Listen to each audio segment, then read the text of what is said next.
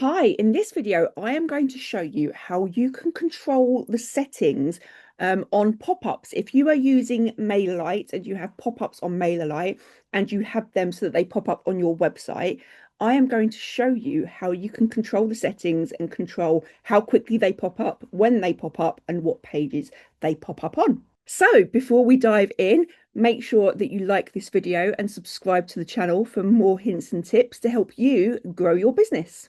Hey, so I am going to caveat this video by saying I absolutely love a pop-up.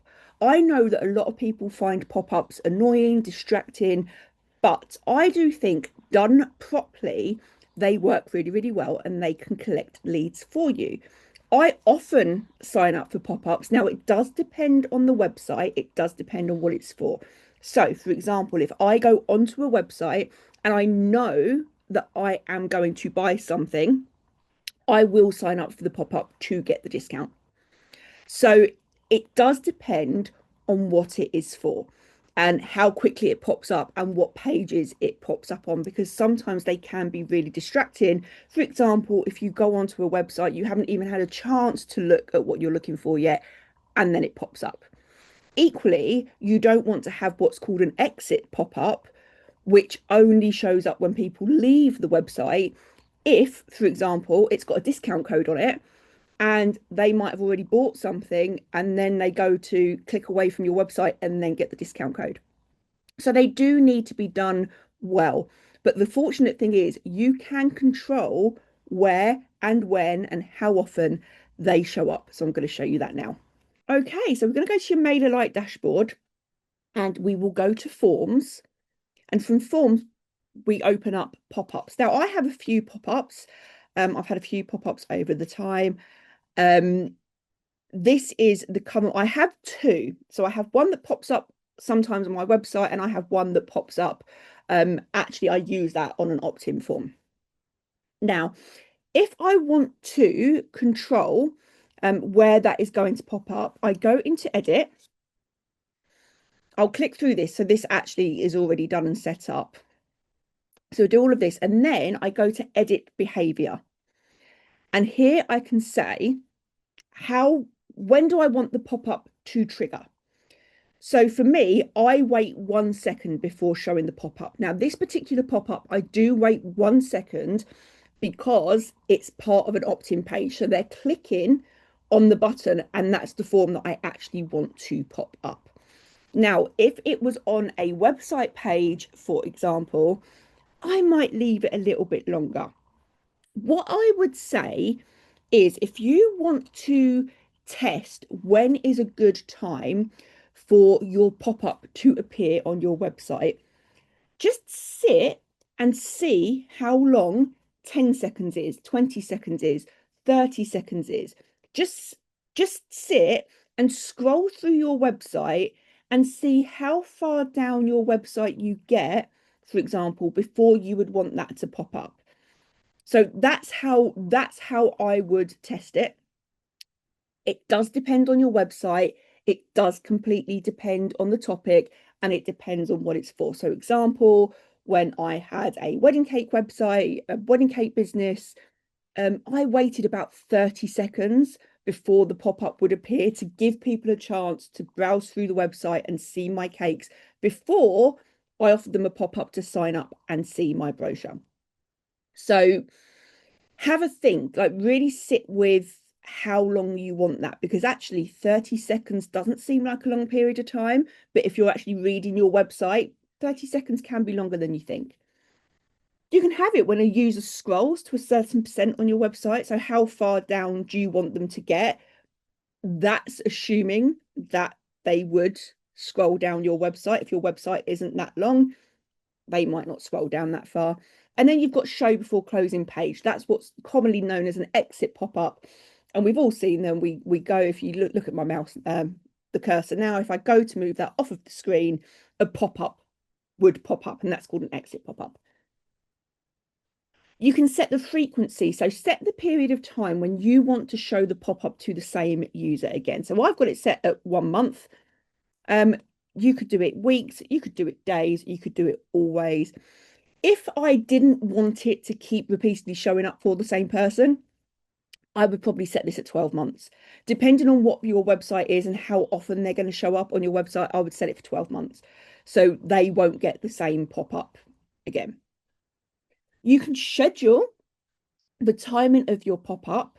So if you've got a campaign running or you're planning to run a campaign, you can set it as none. So the pop-up will just activate immediately, or you can schedule a specific start and date time. So for example, if I was running a campaign, I would run in a launch and the launch started tomorrow, for example, I could change this to, okay, well, let's start it from Tuesday. Actually, the cart opens at 8 p.m. So I could do that and I can have it then set up to attract people. Would you like to sign up for this? And then I can have it end. So that's a really great thing, particularly if you are doing a launch. And then here you've got the visibility. So you can always show your pop-up. So that means that on whatever page that they land on your website, your pop-up will show up on that website. So for example, I have ShellyShulman.com. Often I will send people direct to the blog. I have a link that sends them direct to the blog. So if I had that set on always show, it would show up depending on whatever page they landed on the website from. You can hide it on specific pages. So I would be inclined to hide it on things like a checkout page. If they've clicked through directly to that, I would hide it through on there. If it was, for example, an opt-in for a freebie, I wouldn't want that showing if I'm in the middle of a launch. I wouldn't want that freebie showing up on a launch page. So if I was to go on hide on specific pages, I would put the pages that I wanted to hide it on there. In this case, I am showing it in a specific page because this pop-up is related to this page. So if I copy and paste this page and open this to show you what I mean, if I open this, you can see here, get the PDF content planner free. Now I click on that, that then pops up. So that's how I've utilized this pop-up in that scenario. So this is why I only want it to show up on this page and only when people click that button. So I've done that intentionally for that reason. If, for example, so I wouldn't want this popping up on other pages, on other freebie pages. So I would exclude those. You can hide on desktop devices. You can hide it on mobile. So if you don't want it to pop up on a mobile, that's great because sometimes mobiles can be a bit fiddly. You can hide on tablets and apply strict equality. So when marked, you need to provide the exact URL where this will apply. So that means that I would have to have before this HTTPS. So if you want to be really specific, that's how you do that. And then you just save the changes. And that means that that will only show up where I have set it. So again, if I go to another one, not all of my pop-ups are live right now because I do alternate between my pop-ups and my forms depending on the time of year. So again, if I go into edit this one, done editing, there we go. And then go on edit behavior. On this one, I waited 5 seconds before showing the pop-up. And I also showed it before closing the page. So if somebody just moved their cursor like that. This was a freebie. This was intentionally for me to attract leads. So I set the frequency for 2 weeks. I just kept showing that same pop-up. And then I would hide on specific pages. So there were pages that I didn't want it to appear on. So for example, I've got login details for my website. So people can then log in. So I would remove that. I've got a quiz page on my website. Now, I didn't want the pop-up to appear on that and distract them away from the quiz. So I chose those pages. And again, I applied that strict equality so that it made sure it didn't apply on those pages. So this is currently off at the moment. It's not active. But if I was to turn that on, that would appear on my website if I went onto my website. So that's how you can do it. So that means that actually you can have different pop-ups for different things for different pages. Why would that apply? So for example, if I go back to my wedding cake business, I sold wedding cakes and I sold birthday cakes. Now I could have a pop-up that specifically applied itself on the wedding cake page that said, if you're getting married, congratulations. Would you like more information? Sign up for my wedding cake brochure here. Now, I wouldn't have that on the celebration cake page because they're not interested in wedding cakes. Now, the celebration cake, I could have a pop up that says, sign up here and get 10% off your first order. I wouldn't necessarily have that on the wedding cake page. So it does go to show that you can have specific pop-ups.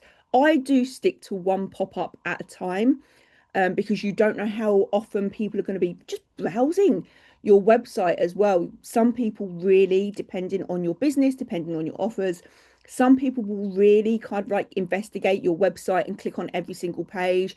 And if they click on the home page and they get one pop-up and then they click on the about page and they get another pop-up, that is actually going to be confusing and it is going to be a click away moment. So that's why I will only ever have one active pop-up at a time popping up on my website, but I still will control the pages that it shows up on. I hope that helped. Don't forget to like and subscribe to the channel for more hints and tips.